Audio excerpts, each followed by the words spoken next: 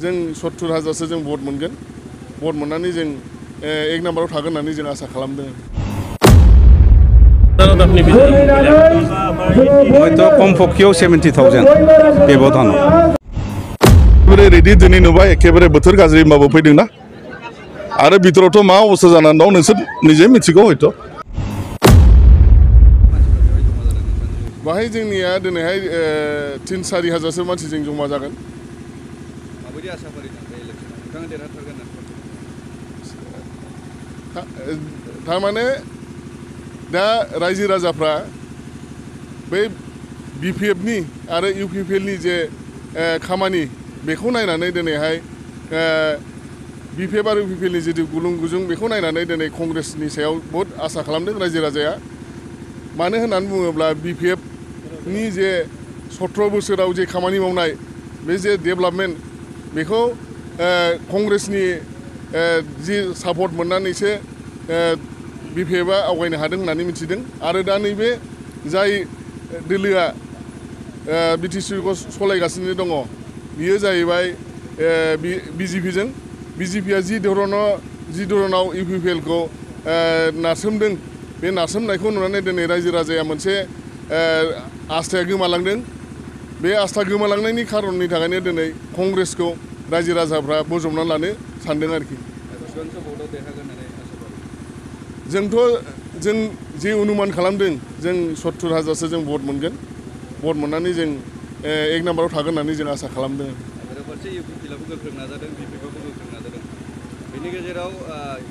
UPPL नि जे बिजाथि बिथांमोना बुंदों BPF आल' जोंनि मोनसे कन्टेस्ट जानो हागौ नोंथांमोननि नामखौ लायाखै नङा दिनै बिथांमोना निस्सय रायजोनि गेजेराव थाङाखै आरो बिसोरो दिनैहाय रायजोफोरनि खोथाखौ बिसोर हमनो हायाखै बिसोरो मोनसेल' राजनिति खालामदों मा बर'खौ लानानै दिनै बर'फोरखौनो बिसोरो ब्लेकमेल खालामदोंसो दा बे ब्लेकमेल खालामनायखौ दिनै बर'फ्रा बुजिनो हाबाय जे जों जुदि मोनसे मोजां फिथाइ मोननांगौब्ला रायजोनि सुबिदाखौ जों मोननांगौब्ला कंग्रेस नङाब्ला जाया होननानै बयबो रायजो राजाफ्रा माने सिन्था धारना खालामदों आरोखि ओंखायनो दिनै BJP बा UPPL BPF आ खुनु रायजोनिसिम थांनो हायाखै बिसोरो ओंखायनो दिनै हमनो हायाखै 2022 मायथाइयाव कंग्रेस दोलोआ सरकार दागोन नामा जों निस्सय जों गावसोर हायाब्लाबो जों सोरबा दोलोजों जों ज' जानानै जोंखौ जों सापर्ट खालामनांगोन गुबुन दोलोआ आरो बेखौ जों सरकार बानायगोन होननानै जों 22आवबो आसा खालामदों मानोलाय आइसे जिहेतु आमार दल आमार NDA আছে আমাৰ BJP AGP আৰু UPPL গতিকে AGP BJP UPPLৰ সমৰ্থকসকলে বা পাব্লিকে আজি মনোনয়ন পত্ৰ দাখিল কৰা সময়ত তেওঁলোকে দলিবলৈ আহি পেলাই সহযোগ কৰিবলৈ আহিছে কিমান মানুহ 15,000 হে আমি মাতিছোঁ 15,000 মাতিলেতো বেছিকৈ সৰহকৈ আহিলে হয় কিন্তু আমি 15,000 হে আমি মাতিছোঁ প্ৰতিদ্বন্দ্বিতা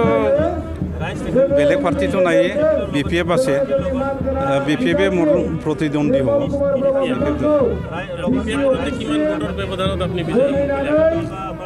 মইতো কমপক্ষেও 70,000 ব্যৱধান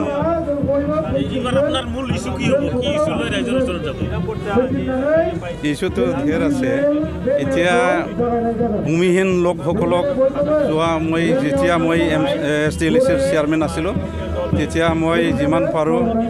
আমাৰ সন্মানীয় বিচাৰৰ প্ৰধান প্ৰমোদ বড়োৰ ইনষ্ট্ৰাকশ্যন মতে তেখেতৰ পৰামৰ্শ মতে STLCৰ চেয়াৰমেন হিচাপে মই ভূমিহীন লোকসকলক মই ভূমি পাট্টা দিয়াৰ মই ব্যৱস্থা কৰিছোঁ ইতিমধ্যে বহুতে মানে ভূমি নোহোৱা মানুহবিলাক ভূমি মানে আবণ্টন পাবলৈ সক্ষম হৈছে आङो समाजनि खामानिखौनो मावबाय थादोंमोन आगोलबो साख्रियाव थानाय समावबो आं मावदों समाजनि थाखायनो आरो साख्रि गारनानै आङो पार्टियाव थाबाय पार्टियाव थानानैबो आं मावबाय थादों आरो रायजोनि अनुरद आरो पार्टिनि अनुरदाव आङो गसंनो ओंखारदों आंबो राजि आरो रायजोनि थाखाय आं खामानि मावगोन जेब्लायबो आरो देरहानाया खाथां माने आं दहाय बुंबाय नोंसोरबोथ' खोनाबाय माने बाहाय रिजनेल पार्टिनिसो खामानि जोंनि अट'नमास काउन्सिलाव आरो बे ओनसोला जाहैबाय जोंनि Bodoland territorial council BTC BTR आ ओरैनो व्हाइट पेपाराव ओरैनो एग्रिमेन्ट खालामनाय आयेनगत भाबै बिटिसि आरो बे बिटिसिआ जोंनि थाखाय बाय नेशनेल पार्टीनि खुनु खामानि गैया नेशनेल पार्टीनि हिडेन एजेन्डा थायो बिसोरो जेब्लायबो गावसोरनि सार्थाव खामानि मावगोन नोंनि आंनि जोंनि एरियानि थाखाय बिसोरो जेबो मावनो हाया देरहाखांनायनि उनाव गिबि खामानि नोंथांनिया मा जादों प्रायरिटि बेसआव थांगोन आङो गिदिर खोथा होआ उमुक मावगोन थुमुक मावगोन होननानै आं खोथा होआ खिन्थु प्रायरिटि बेसिसाव रायजोजों कनसाल्ट खालामनानै आङो खामानिफोरखौ मावलांबाय थागोन गुरजन मुसाहारि बिथाङा बुंदों जे बिपिएफनि जे भट बियो गावगोन होननानै बुंदों सोर बुंदों गुरजन मुसाहारि बिथां गर्जन बिथांनि पार्सनेल एसेसमेन्ट जोंहा बेयाव बुंनांगौ खोथा गैया रायजोफोराथ' बिराद एखेबारे रेडि दिनै नुबाय एखेबारे बोथोर गाज्रि होमबाबो फैदोंना आरो बिथोरावथ' मा अबस्था जानानै दं नोंसोर নিজে मिथिगौ हयथ' স্যার আজি আপোনাক কেনেকুৱা লাগিছে অনুভৱটো গ্ৰেট ফিলিং স্যার रुलिं पार्टिया बुंदों दि बिपिएफखौ रायजो राजाफ्रा अनसायला दा नोंथांनि अब्ला बेसे